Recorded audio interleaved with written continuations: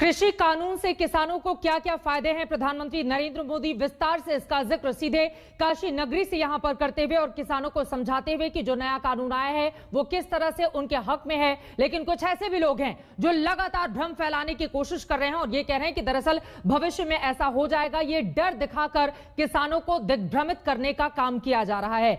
यानी कि 5वें दिन किसान आंदोलन जो लगातार दिल्ली और उसके आसपास के क्षेत्रों में जारी है, सीधे सीधे प्रधानमंत्री नरेंद्र मोदी ने उन किसानों को सीधे संबोधित किया है और यह कहा है कि किसानों के हक में यह सरकार आपके लिए काम कर रही है। किसानों का इस पर क्या सोचना है जब प्रधानमंत्री नरेंद्र मोदी ने खुद से सामने आकर उनको एड्रेस किया हो किसान बिल पर, तमाम बातें उन्होंने गिनाई हो कि किस तरह से खूबियों से ये लैस है। सीधे रुख कर लेते हैं टिकरी बॉर्डर का। अरविंद ओझा हमारे संवाददाता वहां से जुड़ चुके हैं। अरविंद, प्रधानमंत्री नरेंद्र मोदी ने बारीकी से एक एक बात का विस्तार से जिक्र किया और यह भी कहा कि भविष्य का डर दिखाकर किसानों को दिग्भ्रमित करने का काम कुछ लोगों की ओर से किया जा रहा है। आप जहां पर मौजूद हैं वहां पर किसानों का आंदोलन आज 5वें दिन भी जारी है। पीएम के इस भाषण के बाद किस तरह का असर आप देख रहे हैं वहां पर?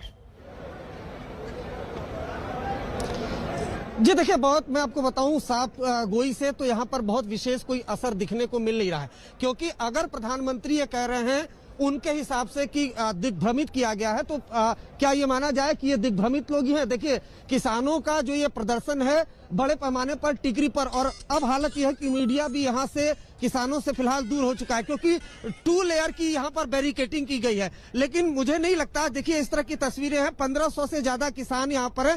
ये दिल्ली हरियाणा का बॉर्डर है और पूरा बॉर्डर सील है। जूम करके जरा कैमरामैन रितेश आपको जरा ये तस्वीरें दिखाएं कि देखिए किस तरीके से 2 लेयर की बैरिकेटिंग है। और बड़ी खबर ये भी है चित्रा कि एक तरफ प्रधानमंत्री जो है लगातार किसानों को जो नए कृषि बिल है उसके बारे में समझा रहे हैं, तो दूसरी बड़ी खबर ये है कि आज तक के कैमरे पर अभी अभी एक किसान नेता बूटा सिंह ने दावा किया है कि उन्हें गृह मंत्री अमित शाह ने फोन किया था और फोन करके ये पूछा है कि क्या आप बातचीत को तैयार है। किसान जो नेता है उनका कहना है कि बातचीत को तो बिल्कुल तैयार है, लेकिन जिस तरह से पहले शर्त रखी गई थी कि बुराड़ी के ग्राउंड में जाए उस शर्त पर नहीं। जिसके बाद अमित शाह ने यह कहा है कि आज शाम तक आपको लेटर मिलेगा। तो ये माना जा रहा है, अभी तक जो सूत्र बता रहे हैं कि बहुत मुमकिन है कि जो किसान विरोध प्रदर्शन कर रहे हैं उनके प्रतिनिधियों के बीच और जो सरकार है उनके बीच बातचीत कल बहुत हद तक मुमकिन है, हो सकती है। लेकिन अभी भी अगर बात करें टिकरी बॉर्डर की तो ये देखिए पैरामिलिट्री के फोर्सेस के जवान देखिए, 2 जवान एक तरफ है, एक तरफ सुरक्षा में तैनात जवान, दूसरी तरफ अन्नदाता यानी किसान, और दोनों ही आमने सामने है। फिलहाल की अगर बात करें तो विरोध प्रदर्शन रह रहकर नारेबाजी होती है और गुस्सा भी साफ साफ यहाँ पर दिखाई देता है। देखिए बैनर भी किस तरह से लगा हुआ है। लेकिन जहां तक बात है कि इन किसानों को जो इनके लीडर है उन्होंने जो बताया है उसके अनुसार ही यहाँ पर ये एक्ट कर रहे हैं और इन्हें ऐसा लगता नहीं है कि बहुत कुछ समझ में आ रहा है। सरकार ये भी सवाल है ना, पीएम का संबोधन अब से कुछ ही देर पहले खत्म हुआ है। हो सकता है प्रधानमंत्री की बात सीधी तौर पर अभी किसानों तक नहीं पहुंची हो, क्योंकि खुद जब प्रधानमंत्री सीधे आकर किसानों को संबोधित करके ये भरोसा दिलाने की कोशिश करें कि देखिए जो कृषि बिल हम लेकर आए हैं उसमें दिग्भ्रमित होने की जरूरत नहीं है, भ्रम फैलाने वालों से आप दूर रहें, ये आपके हक में है, तो इस पर किसान किस तरह की प्रतिक्रिया देते हैं सुनने के बाद ये महत्वपूर्ण हो जाता है, क्योंकि किसानों का आंदोलन दिल्ली के आसपास चारों तरफ बॉर्डर पर लगातार जारी है। अरविंद के पास हम चलेंगे, लेकिन उसके पहले जल्दी से देख लीजिए प्रधानमंत्री नरेंद्र मोदी ने किसानों को लेकर जो 10 बड़ी बातें कही हैं उसके मतलब और मायने क्या हैं, एक एक करके आपको बताते हैं। नए कृषि कानून से किसानों की रक्षा की गई है। प्रधानमंत्री सीधे किसानों को संबोधित करते हुए, काशी में तमाम दूसरे तरह के कार्यक्रम है लेकिन किसानों पर सबसे ज्यादा उनका संबोधन रहा। किसान को उपज कहीं भी बेचने की आजादी है, उपज के लेन देन के पुराने तरीके पर रोक नहीं है, जिसको लेकर आपको बता दें कि लगातार किसान सवाल खड़े कर रहे हैं। किसानों को विकल्प देने से ही कृषि का कायाकल्प होगा। 5वीं बड़ी बात, छोटे किसानों के साथ धोखाधड़ी बंद होगी। आपको बता दें छोटे किसानों को लेकर भी कई तरह के सवाल कि ऐसा ना हो पूंजीपतियों के हाथ में पूरी की पूरी फसल चली जाए। धोखाधड़ी होने पर कानूनी मदद की सुविधा भी इस कृषि कानून के जरिए हम सीधे किसानों को दे रहे हैं। प्रधानमंत्री ने यह कहा भ्रम फैलाकर किसानों को बहकाया जा रहा है। कुछ लोग हैं जो भविष्य का डर दिखा रहे हैं किसानों को, कभी जो होगा ही नहीं उसका भ्रम फैलाया जा रहा है। प्रधानमंत्री ने ये बातें भी कही है, काशी नगरी से किसानों से छल करने वाले सवाल उठा रहे हैं, यानी कि सीधे सीधे यूपीए सरकार पर निशाना साधते हुए पिछली सरकारों ने काला बाजारियों को फायदा दिया। ये बात भी प्रधानमंत्री नरेंद्र मोदी ने सीधे काशी से कही है। अब किसानों के साथ छल नहीं होगा, पीएम ये भरोसा दिलाते हुए। लेकिन प्रधानमंत्री के भरोसे का कितना असर पड़ा है, बीच का रास्ता कैसे निकलेगा, सरकार के वो कौन से नुमाइंदे होंगे जो जाकर किसानों से बातचीत करेंगे, ये देखना महत्वपूर्ण रहेगा। लेकिन किसानों को सीधे संबोधित करते हुए अपने संसदीय क्षेत्र वाराणसी से प्रधानमंत्री नरेंद्र मोदी की ओर से और क्या कुछ कहा गया है, एक बार फिर से सुनते हैं। हमने कहा था कि हम यूरिया की कालाबाजारी रोकेंगे और किसानों को पर्याप्त यूरिया देंगे। बीते 6 साल में यूरिया की कमी नहीं होने दी। पहले तो यूरिया ब्लैक में लेना पड़ता है, यूरिया के लिए रात रात लाइन में ला करके रात को बाहर ठंड में सोना पड़ता था और कई बार यूरिया लेने वाले किसानों पर लाठीचार्ज की घटनाएं होती थी। आज ये सब बंद हो गया। यहां तक कि कोरोना लॉकडाउन तक उसमें भी जब लगभग हर गतिविधि बंद थी, तब भी हमने यूरिया पहुंचाने में दिक्कत नहीं आने दी गई। हमने वादा किया था कि स्वामीनाथन आयोग की सिफारिश के अनुकूल लागत का 1.5 गुना एमएसपी देंगे। ये वादा सिर्फ कागज पर ही नहीं, ये वादा हमने पूरा किया। और इतना ही नहीं, किसान के बैंक खाते तक पैसे पहुंचे, इसका प्रबंध किया। सिर्फ दाल की ही बात करें, पल्सेस की बात करें, 2014 से पहले के 5 सालों में, हमारे जो पहले वाली सरकार थी उसके 5 सालों में लगभग 650 करोड़ रुपए की ही दाल किसान से खरीदी गई थी। कितनी? 650 करोड़। कितना भैया, जरा बताइए, पूरे देश में कितना? 650 करोड़। लेकिन हमने 5 साल में क्या किया आकर के? हमारे 5 सालों में हमने लगभग 49,000 करोड़, 49,000 करोड़, यानी करीब करीब 50,000 करोड़ रुपए की दालें एमएसपी पर खरीदी है। यानी लगभग 75 गुना बढ़ोतरी। कहां 650 करोड़ और कहां करीब करीब 50,000 करोड़। 2014 से पहले के 5 सालों में, उनकी आखिरी सरकार की मैं बात कर रहा हूं, 5 सालों में पहले की सरकार ने 2 लाख करोड़ रुपए का धान खरीदा था पूरे देश में, 2 लाख करोड़ का एमएसपी पर। लेकिन हमने हमारे 5 साल में धान के लिए 5 लाख करोड़ रुपए एमएसपी के रूप में किसानों तक हमने पहुंचा दिए हैं साथियों। यानी लगभग 2.5 गुना ज्यादा पैसा किसान के पास पहुंचा है। 2014 से पहले के 5 सालों में गेहूं की खरीद पर 1.5 लाख करोड़ रुपए के आसपास ही किसानों को मिला।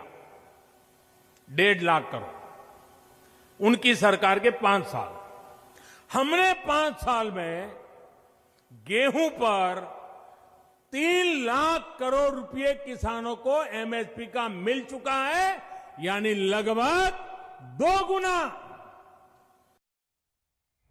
एमएसपी के नाम पर पहले छल किया गया और अब कृषि कानून के नाम पर किसानों को डराने का काम कुछ लोगों की ओर से किया जा रहा है, जिसमें वो कामयाब नहीं होंगे। प्रधानमंत्री नरेंद्र मोदी ने ये बड़ी बातें सीधे काशी से कही हैं। एक बार फिर से अरविंद ओझा का हम रुख कर लेते हैं। टीकरी बॉर्डर से हमारे साथ जुड़े हुए हैं। आपको बता दें, ये वही जगह है, सिंधु बॉर्डर हो, टीकरी बॉर्डर हो या फिर गाजीपुर का इधर दिल्ली यूपी बॉर्डर हो, हर जगह किसानों की तादाद लगातार बढ़ती हुई चली जा रही है। और अरविंद, आप जिक्र कर रहे थे कि अब किसान पहले से ज्यादा की तादाद में वहां पर पहुंच चुके हैं, लेकिन लेकिन एक बात महत्वपूर्ण है, देखिए एक तरफ जहां सरकार लगातार नुमाइंदे नियुक्त कर रही है जो किसानों से जाकर बातचीत करेंगे, उन्हें समझाएंगे, बीच का रास्ता निकालेंगे, तो वहीं प्रधानमंत्री नरेंद्र मोदी ने सीधे खुद ही संबोधित किया और समझाने की कोशिश की कि देखिए जिस कृषि कानून को लेकर आप विरोध कर रहे हैं, दरअसल उसकी सच्चाई क्या है, ये आपके हित में है। एमएसपी के नाम पर जिन लोगों ने छल किया उनसे दूर रहने की जरूरत है। लेकिन असर कितना हुआ लोगों पर, जो किसान वहां पर मौजूद हैं, ये अपने आप में बड़ा सवाल है। अरविंद देखिए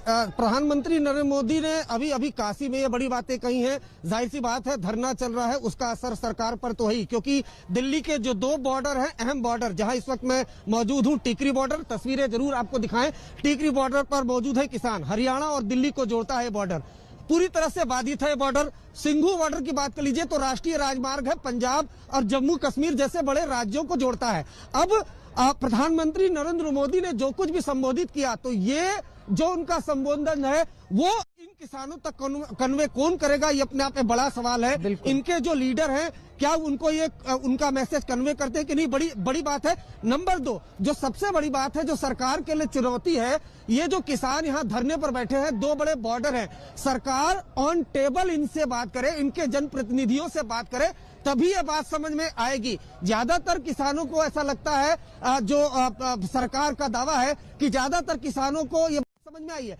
लेकिन जिन किसानों को नहीं समझ में आई है, जिन्होंने दिल्ली के 2 बॉर्डर पूरी तरह से बंद कर दिए हैं और रणनीति है कि 5 बॉर्डर बंद करेंगे, जिससे दिल्ली एनसीआर की जो एक जरूरत का सामान है, सप्लाई चेन जो है वो बैन हो सकती है। तो जरूरी है कि इन जो पंजाब और हरियाणा के खासकर किसान हैं जो धरने पर बैठे हैं, ऑन टेबल इनसे आकर सरकार बात करे, इनको समझाए। और इसीलिए मैंने बताया कि कुछ देर पहले यहीं पर किसान नेता बूटा सिंह आए थे, जिन्होंने दावा किया कि अमित शाह ने उनको फोन किया था। यानी सरकार अपने लेवल पर यह समझाने की कोशिश कर रही है और बहुत मुमकिन है कि कल जो किसानों के प्रतिनिधि हैं, 30 प्रतिनिधि, उनसे सरकार की बातचीत हो जाए, जो पहले 3 तारीख को फिक्स थी, लेकिन वो कल हो जाए। लेकिन जरूरत यह है कि फिलहाल जो सबसे बड़ी समस्या है, खासकर राजधानी दिल्ली के लिए, दिल्ली एनसीआर के लिए, कि जो कनेक्टिविटी टूट रही है इन प्रदर्शन की वजह से, सरकार इनसे ऑन टेबल आकर बात करे।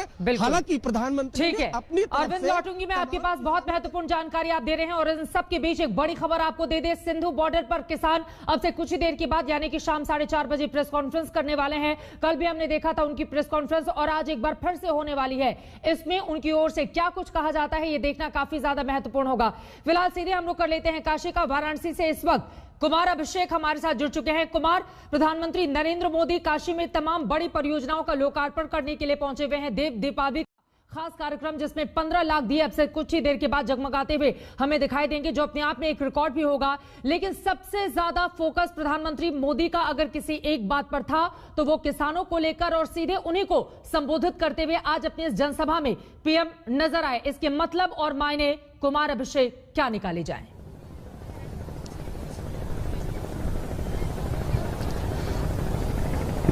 बिल्कुल चित्रा, देखिए आज प्रधानमंत्री ने जो किसानों को एड्रेस करने का मौका चुना वो वाराणसी से चुना, और वाराणसी में जब वो एनएचएआई के एक प्रोजेक्ट तकरीबन 73 किलोमीटर के सड़क चौड़ीकरण का उद्घाटन कर रहे हैं, उसके एन पहले उन्होंने देश के किसानों को संबोधित किया। ऐसे वक्त में जब तमाम किसान पंजाब और हरियाणा के, उन्होंने दिल्ली बॉर्डर जाम कर रखा है। हम इस वक्त वाराणसी में मौजूद हैं और प्रधानमंत्री ने आज जिस तरीके से बातें कही हैं, जिसमें खास तौर पर कहा है कि किसानों के लेकर समस्याओं को लेकर पहले भी कई बातें होती रही हैं, लेकिन विरोध करने का एक तरीका होता था और अब भ्रम फैलाने की कोशिश की जा रही है।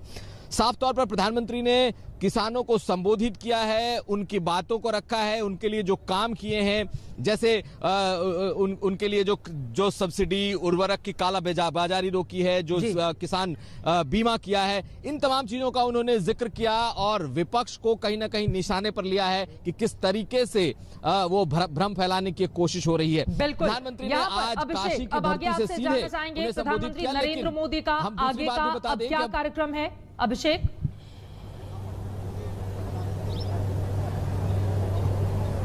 बिल्कुल बिल्कुल चित्रा, हम इस वक्त दशाश्वमेध घाट पर खड़े हैं और हम आपको दिखा दें इस दशाश्वमेध घाट का दृश्य कि यहाँ पर पूरी तैयारी है, क्योंकि प्रधानमंत्री अब सीधे क्रूज से कुछ देर में गंगा की लहरों पर सवार होंगे और पहले वो पहुंचेंगे ललिता घाट, जहां से वो काशी कॉरिडोर जाएंगे और बाबा विश्वनाथ के दर्शन करेंगे। ये इस वक्त जो आप दृश्य देख रही हैं, ये काशी के घाट का, दशाश्वमेध घाट का ये दृश्य है और यहाँ पर हजारों लोगों की इस वक्त की मौजूदगी है।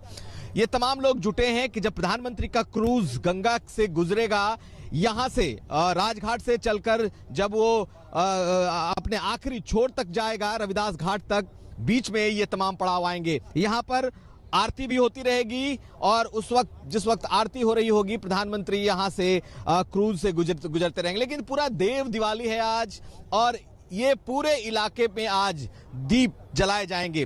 टारगेट 15 लाख का है। प्रधानमंत्री 5:20 पर जो तय किया गया था वक्त, पहला दीपदान करने वाले हैं और ये राजघाट पर वो दीप जलाएंगे। और प्रशासन की माने तो 5:20 से लेकर 6 बजने तक ये पीक आना चाहिए, जब पूरे शहर में लोग और घाटों पर भी जो दिए हैं वो जलाए जाएं। तो ये दृश्य इस वक्त आप चित्रा देख रही हैं, काशी के घाट का दृश्य है, काशी के किनारे का दृश्य है और प्रधानमंत्री का हेलीकॉप्टर अब पहुंच रहा है। हम आपको दिखा रहे हैं ये जो हेलीकॉप्टर है, ये प्रधानमंत्री इससे डुमरी उतरेंगे और डुमरी से उन्हें क्रूज पर वो सवार होंगे और फिर वहां से वो आएंगे। तो हम दशाश्वमेध घाट से इस वक्त आपको ये सीधी तस्वीरें प्रधानमंत्री के हेलीकॉप्टर की दिखा रहे हैं, जिसमें प्रधानमंत्री अब गंगा के किनारे, गंगा के घाट पर उतरने वाले हैं। कुछ मिनटों में वो लैंड करेंगे और फिर क्रूज पर सवार होंगे। लेकिन बेहद ही आध्यात्मिक, बेहद ही कह सकते हैं कि इस वक्त का श्रद्धा भरा माहौल हमें गंगा के किनारे इस वक्त दिखाई दे रहा है। और आप देखिए, जो दूसरा सिरा है, जो रेतीली जो दूसरा किनारा है, उस तरफ प्रधानमंत्री का ये हेलीकॉप्टर का काफिला इस वक्त उतरने की कोशिश कर रहा है। तो लोग मौजूद हैं घाट पर, लाखों दिए सजाए जा चुके हैं, तेल बाती सब कुछ पूरी की जा चुकी है। गंगा में जो प्रधानमंत्री की सुरक्षा के लिए जो तैनाती है वो इस वक्त हमें दिखाई दे रही है। नावों का परिचालन इस वक्त लगभग बंद कर दिया गया है और दशाश्वमेध घाट से महज 200 मीटर की दूरी पर जो मणिकर्णिका घाट है, उसी से सटा हुआ ललिता घाट और जलासेन घाट है, वहां पर जो काशी कॉरिडोर का श्रीमुख बताया जाता है, जहां से प्रधानमंत्री उतर करके जाएंगे और उसी जगह पर आने वाले वक्त में काशी कॉरिडोर का बड़ा सा द्वार, गेट भी बनेगा। मैं फौरन लौटती हूं, आपके पास बहुत महत्वपूर्ण जानकारी हमारे दर्शकों तक अभिषेक आप पहुंचा रहे हैं। ये दो अलग अलग तस्वीरें हमारे दर्शक देख रहे हैं। नरेंद्र मोदी का ये काशी पर्व, जिसपे निगाहें इस वक्त टिकी हुई हैं और आज अब से कुछ ही देर के बाद किस तरह का नजारा दिखने वाला है वो भी टीवी स्क्रीन पर हम आपको दिखा रहे हैं। प्रधानमंत्री नरेंद्र मोदी डुमरी पहुंच चुके हैं और कुछ ही देर में क्रूज पर सवार होकर ललिता घाट वो पहुंचेंगे और उसके बाद बाबा विश्वनाथ के दर्शन पूजन करने के लिए जाएंगे। जैसा कि जब जब वो काशी विश्वनाथ जब पहुंचते हैं वाराणसी, तब तब वो दर्शन करने के लिए जाते रहते हैं। आपको ये भी बता दें कि हिंदू कैलेंडर के अनुसार आज का दिन बेहद खास है। देव दीपावली का ये पर्व जो न सिर्फ हिंदुस्तान में, विदेशों में भी जो हिंदू मानते हैं इस पर्व को, वो धूमधाम से मनाते हैं। शायद यही वजह रही कि 15 लाख दिए जब एक साथ जगमग होंगे तो वो अद्भुत छटा अपने आप में बेहद खास होगी, जिसको देखने के लिए दूर दूर से लोग वहां पर पहुंच रहे हैं। लेकिन अभिषेक, एक बड़ी चुनौती कोरोना काल में सोशल डिस्टेंसिंग की, लोग मास्क पहनकर आए, ये तमाम वो चीजें हैं जिस पर सभी की नजरें भी रहेंगी कि कम से कम आप अपने आप को सुरक्षित रखिए, क्योंकि कोरोना के आंकड़े भी बढ़ते हुए चले जा रहे हैं। वहीं दूसरी तरफ ये महापर्व जो आज पूरी दुनिया काशी से देखने वाली है।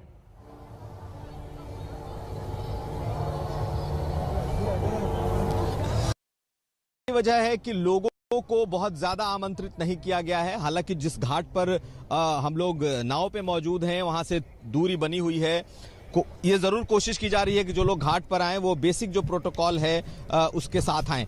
लेकिन इस घाट की अहमियत आज इसलिए भी बहुत ज्यादा बढ़ जाती है चित्रा, क्योंकि आज देव दिवाली है, कार्तिक पूर्णिमा है। सुबह लाखों लोगों ने स्नान किया है और शाम के वक्त ये पूरा का पूरा काशी का जो घाट है, किनारा है, ये एक तरीके से आध्यात्मिक हो चलेगा। अब से कुछ देर बाद जब दिए जगमग होंगे तो हजारों लोग इसके गवाह होंगे और हर साल चूंकि देव दिवाली होती है, कहा यह जाता है कि आज के दिन देवता यहाँ पर दिवाली मनाने आते हैं। भगवान शंकर खुद देवताओं के साथ वक्त की कमी है, मैं फौरन लौटूंगी आपके पास। तैयारियां पूरी हो चुकी हैं। कार्तिक महीने की ये देव पूर्णिमा जिस पर देव दीपावली मनाई जाती है, भव्य तैयारी की जा रही है और गजब उत्साह का देश हमारा, जो हर एक पर्व को कितने उत्साह और उल्लास के साथ मनाता है, उसकी तस्वीरें आपको इस वक्त काशी नगरी से दिखाई दे रही हैं। वहां से हमारे साथ श्वेता सिंह भी जुड़ चुकी हैं, उनके पास भी आपको लेकर चलेंगे, लेकिन उसके पहले एक छोटा सा ब्रेक के लिए रुकेंगे। सबसे बड़ी कवरेज आज तक पर लगातार जारी है, कहीं जाएगा मत, हम फौरन लौटते हैं।